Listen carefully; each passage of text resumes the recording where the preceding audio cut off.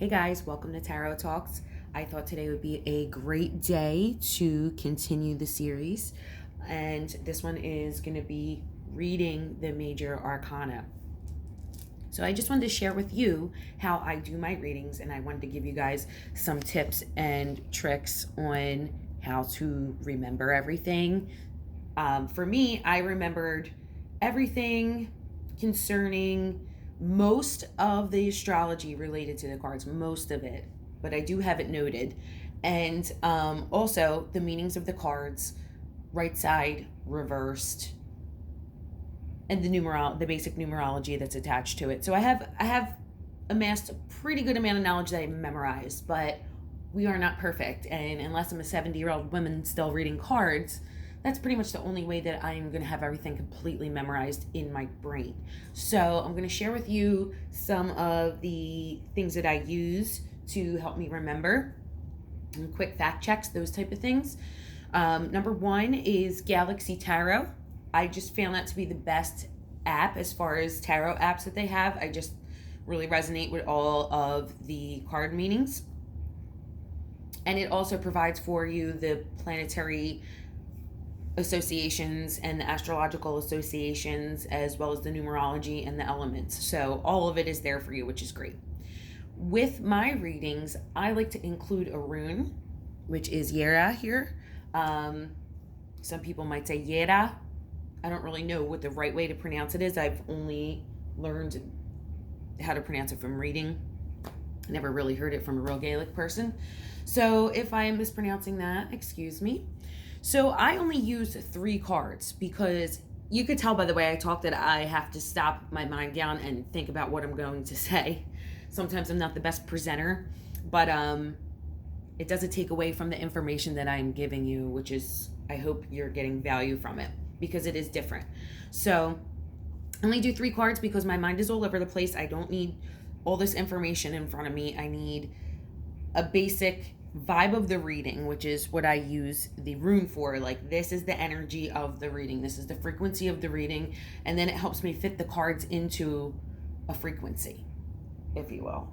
So we're just going to use relationships and money as far as the questions that someone might ask you, because almost 99.9% of the time it's going to be about relationships or money, whether the relationship is non-romantic and they're talking about a business partnership, or what's going down with my cousin, why is she mad at me, I've been getting really weird vibes from this person lately, can you provide me some insight about what might be going on in their head.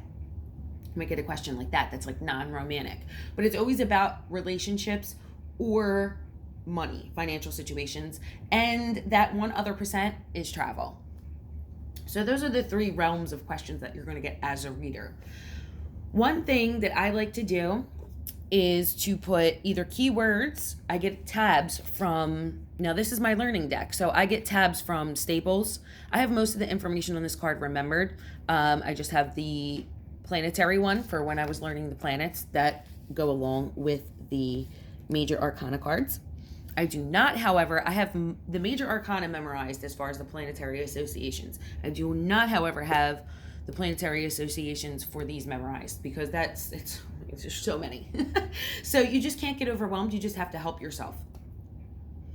And once you have, it's not about memorizing the information, it's about having the information. So once you have the information, you're good to go. So what I like to look at is the planetary energies of each card first. So what we have in this frequency for this particular rune, it's Yera, it means year, and it's basically, if you can tell from the symbolism, it's basically about cycles. It kind of almost reminds you of like the recycle sign, or some type of circle happening, and a chasing motion of these things, like the yin and yang constantly spinning, chasing each other. That's what it is. So for me, this is a change, an upgrade, a cycle to be complete. And if I'm looking here, this is going to be a big deal. This is going to be a big change, because the Fool is ruled by Uranus. Uranus it's like an earthquake, but it's not. It could be, depending on what is happening around it. but it's not like a tower feeling. If you get the tower card, that's a little bit, whoa, it's going to be quick, it's going to be upsetting, you're not going to see it coming type thing. This is like a natural progression, because that's what Yera is about. It's the natural progressions of the cycles, and it's like the zodiac, the changing of the seasons, how everything's dead right now here in December, and then eventually everything's going to grow again. It's just a natural progression. So there's going to be a big change in this person's situation, and it's going to feel like such a relief, because it's a time of strife for this person. And we get that from the Four of Swords. So Four of Swords is rest from strife, Lord of rest from strife. So you're coming out of a period, and you're just going to have a time to exhale, and it's going to feel like it's natural. It's going to change. Everything's going to change, but it's not going to be upsetting, because the Fool is light and airy. And then we also have the Page. It's always about beginnings. So we got the Fool and the Page, and they're related. If you watched my series of the Pages, and oh my God, I sound like my mind is in such a kerfuffle when I'm presenting. And sometimes it is because I'm trying to speak to you, and I'm literally scanning, like if you can imagine the Matrix, scanning the zeros and ones through my brain at the time, trying to remember what I was supposed to tell you. So the Pages, that's a big deal. The Page and the Fool together, that's newness. You have that double energy, and then you also have the feeling of an uprooting or change from Uranus, the Fool, and the Yera. Something big is going to happen, and it's going to be great. It's going to be beautiful, because you don't have an astrological association with the Pages, but it really feels Piscean to me because of the fish, because of the water element. If I had to get a feeling from this, it's going to be a very spiritual feeling, because we're in a church here. And also Pisces are the religious people of the zodiac. Not all of Pisces that you know may be that way, but that is what the association is for the zodiac. If we're talking about religion and faith and like hardcore spirituality, there's a Piscean vibe with that, most definitely. So this is going to feel like a spiritual evolution almost. Whatever is going to happen is going to put you in a very good place spiritually, mentally, physically. Like you're going to rest from the strife in your life. So whether it's a relationship, you're going to meet somebody who's going to very much add to your situation, and they're basically going to come to your rescue and help you out. Or if they're talking about leaving their job, if I had to say, because you get that a lot, you get people say, oh, should I leave my job? This is going to be a take your time type thing. So the Fool and these here just remind me to use my mind to, because you have a feeling of jumping into something, and then you have the feeling of resting. So there is a duality there, a struggle in that person's mind. Should I jump? Should I take this other job, or should I stay? And then you have the Pisces here and the Yera. So if I had to say with Yera, one of the key words with that is time. I would tell that person, give it a little bit of time. Situation is going to naturally progress, where you're going to feel like, yes, I don't even have to question the fact that I need to move on. It's just going to happen naturally. So if I had to read it in terms of a career change, that would be take your time. So they're also going to change with what's being asked as well. So it's the major card association is always in the middle for me. I don't do past and future, because I will tell you right away, I am not a psychic. I am very sensitive to things. I do pick up on energies. Sometimes I have crazy things happen, and sometimes I just have regular readings. Sometimes I'm super stumped. I'm not a medium. I can't tell you about your past and future and 100% be okay with what I'm saying to you and know that it's true, because I'm not a psychic. So I don't deal with past, present, future. So a lot of card readings that you see in books that are 3 cards, you're going to see them as past, present, future cards. I don't like to read that way. I like to get all the planetary associations, all the numerology, elemental feelings, all of that, and provide a educated response from the knowledge that I had, the esoteric knowledge that I've gained from these cards. So let's see. And then travel would be, this looks like the trip will be taken. Like, is this trip going to be possible for me? You know, I really want to go to Africa. I've always dreamed of going to Africa. So it's definitely going to happen. It's going to happen in its own time, and it's going to be a situation where it's not going to feel like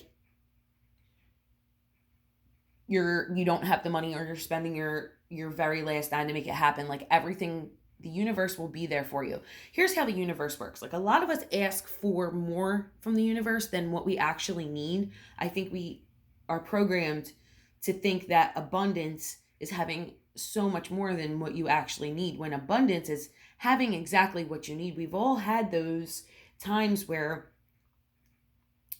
a situation changed and money just showed up, but it was exactly what we needed. Like, the other night, I thought I was going to be short on cash because I don't carry a lot of cash with me. I kind of just estimated what I would need to bring with me, and I ended up spending a couple dollars because I had to stop at Walgreens first, and I was like, shit. So when I went out, the bill split between everybody ended up being $58, and that's exactly what I had. So this is what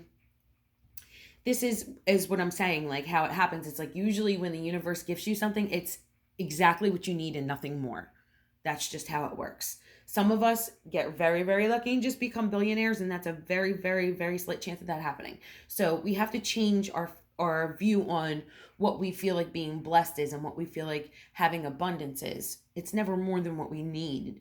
Nature will always provide exactly what we need, and not a ton more, because then you fall into the other side of the scale.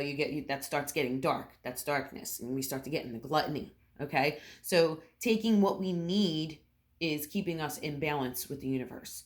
So we're not taking more than what we need, where that's going into the dark path, and we are not abusing.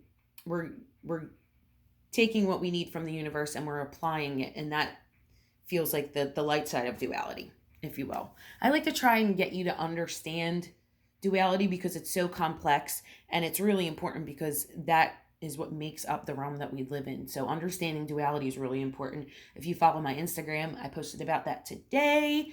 It's Margie _Martino_ on Instagram, so you can follow me on there. I don't do a lot of tarot on that page. I do a lot of spirituality, positivity, sometimes funny. And I do post some personal things. Sometimes if me and my daughter go somewhere fun, or I had a great day or a great time, I'll put some personal things on there as well. So this reading, I think, was pretty informative. We're also talking about, if we talk about numerology, we have 0, which is beginnings again, and it's potential. It's full of potential. 0. It's anything can happen. It's the all. It's the thing that holds everything, so we can just reach in the bag and pick out what we want. So, and then we have 4, which is about stability. And it's a great number. 4 and 6 are really, really good, especially financially and about love. It's just a feeling of, you're supported. We have 4 feet on the ground. We're good to go. We're Gucci.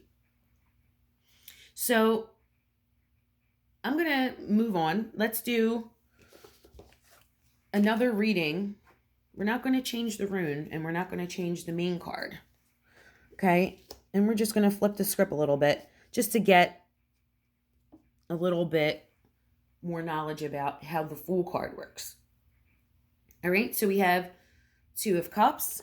There's a water element here, but there's also very much a feeling of Mercury associated with this card. So again, I put little notes on there. Go to Staples, get your little sticky notes, put them right on the back of your cards.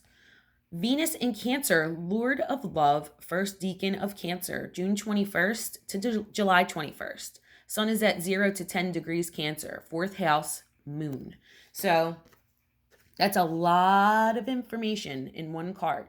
So if you understand what the 4th house and the moon is, that associates with the mother energy. So someone could be asking you, like, if they're trying to have a baby, that's a good one. It's a really good one. This would also represent being the child coming into Earth. That is the most perfect card for that situation, actually. And the Hierophant is number 5, and 5 has to do in numerology with usually freedom and travel and not being tied down. So this could be the spirit of the child. Like, you're going to have a free spirited child. She's going to be a little bit wild, but it's going to be amazing. She's not going to be conventional. So the Hierophant also poses that question to people. Are we going to do things conventionally, or are we going to do things non-conventionally? Sorry, I'm like, word, give me a word. If it's like this is going to definitely be a child who is going to drive their mother crazy and be a free spirit. Also, if we're talking about a financial situation, 5 is not a good number for finances. It's really not. It's change, it's disruption. It sometimes feels a little bit uncomfortable. And we have 2s that deal with partnerships. 2 is very much about partnerships. You got the 2 pillars as the actual number. You have the 2 people coming together. You have the 2 snakes of the Kundalini rising, and then they become one. So this would be a great love reading if someone is asking about, are they going to meet somebody soon? Fool, again, is beginnings, lighthearted, great feelings, joy. Again, babies, they don't have a judgment about the world. They just enjoy everything and they go with it. So this feels like a very spiritual kind of relationship. And it might also be because of 5 that it might actually not turn out so well. It might be an upsetting outcome. Like, this person is going to really get you in the feelings, but something's going to happen where something's going to change, because 5 is all about disruption and change. And this is also ruled by Venus. So what are all the planetary things? Again, we have Venus in Cancer. We have Venus here. So if someone didn't ask me a question, because sometimes you have that. People are like, I want a reading, but I don't really have like a general question. This is definitely going to be about partnerships and love. If I had to provide a generic message to that person that didn't answer my question, I would be like, just be careful about the people that you choose, because you might end up getting hurt. A certain situation is going to end up with an outcome that you're not going to like. But for me, with the Yara rune, it's going to be a natural progression. It's going to be something that's supposed to happen. So just keep an eye out for that. And when the certain situation arises, don't get yourself too upset about it, because just know that things are going to happen the way that they're actually supposed to happen. And look out for red flags. Red robe. That just jumped out at me. So Mercury also, like I said, because we have the lion with the wings out here, which is the ruler of business, finance, merchants, and thieves. So this could also be a money reading. If someone asks about a money reading, we have Venus, which is the material goddess. So there's very much that associated with this. So am I going to come into money soon? I would say just watch out and don't be foolish with your money. You could be somebody that spends a lot of it and doesn't invest it well, and that's why you're just hoping for money out of nowhere without making any changes. Like, the Hierophant is really it could be really associated with like the Roman priests and that sense of like gluttony, whereas they are so rich. The Vatican owns so much, and then there's so many poor people suffering around them. So it's like the hoarding of the money and not using it wisely. For me, this would be invest. Make an investment. Put your money somewhere where it's going to return something back to you. This card is about give and take. So what are you doing actually? Sometimes the tarot drags you. I'd be like, what are you doing actually to make this money? Are you driving Uber on Sundays on your day off? Or are you did you download the Acorn app and have it round up all the things that you buy to a dollar amount and taking that difference and putting it away and investing it in things? Like, what are you doing? Don't be foolish. Like, you can't just wish for money out of nowhere. So that's how I would read that. Like, you're being